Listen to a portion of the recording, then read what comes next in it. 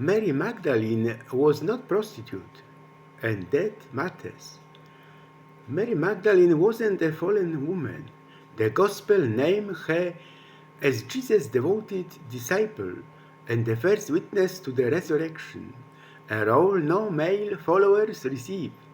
Centuries later, church tradition, as I read, recast her as a repentant prostitute, despite zero scriptural basis. Scholars now see this as evidence of how women's spiritual authority was deliberately rewritten and diminished over time. All my life I heard it said as fact. Mary Magdalene was a prostitute, but when you actually searched scripture, I found something surprising. There is no biblical basis for that claim. Nowhere in scripture does it state this. Mary Magdalene is introduced in Luke chapter 8.2 as a woman from whom 7 demons had gone out. That is all. She is never called sexually immoral. She is never identified as the sinful woman in Luke chapter 7.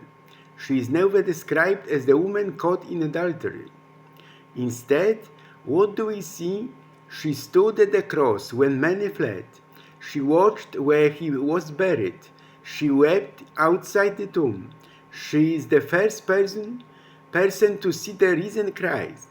In fact, she is often called Apostle to the Apostles.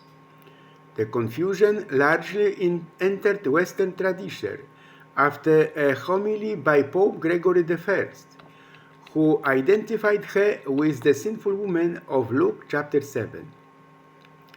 The Eastern Church never accepted that identification, and the Church later clarified the distinction. But here is what strikes me most. Even if she had been a prostitute, Christ's mercy would have redeemed her completely. Yet Scripture does not even make that claim.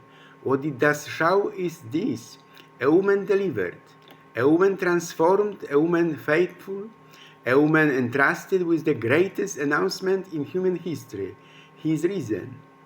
The mystery that the Holy Church celebrates today is the announcement to Mary by the Archangel Gabriel, the Annunciation of the Lord, that she was chosen by the Lord from among all women to be the mother of God and the incarnation of the Word in her most pure womb.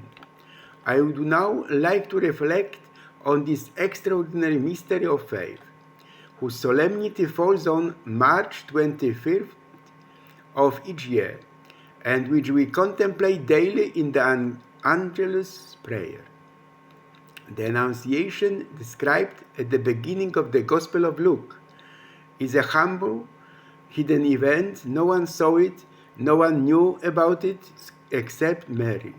But at the same time, a decisive event full of Christ for the history of humanity. When the Virgin Mary responded yes to the angel announcement, Jesus was conceived, and with him a new era in history began, later ratified at Easter as the new and eternal covenant. In reality, Mary's yes perfectly reflects what Christ himself said when he came into the world, as the letter to the Hebrews interprets Psalm 39, "Behold, I come, for it is written of me in the scroll of the book, to do your will, O God." Hebrew chapter 10.7. The son's obedience is reflected in the mother's obedience, and thus, through the encounter of these 2 years, God could take on a human face. Therefore, the Annunciation is also a Christological celebration, because it celebrates the central mystery of Christ, his incarnation, as Pope Benedict XVI said. "Here I am, the servant of the Lord. Let it be done to me according to your word." Mary's response to the angel endures. In the Church, called to make Christ present in history, offering her readiness so that God may continue to visit humanity with his mercy.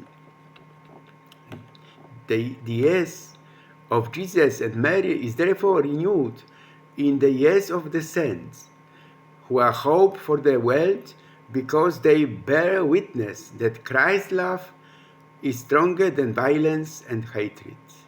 How often do we reduce saints to caricature? How often do we define people by what Scripture does not say? Mary Magdalene reminds us that deliverance is real, that fidelity matters, and that the first voice proclaiming the resurrection was not a priest, not an apostle, but a woman who loved him and stayed. That's not scandal, that's sanctity, and that worth restoring.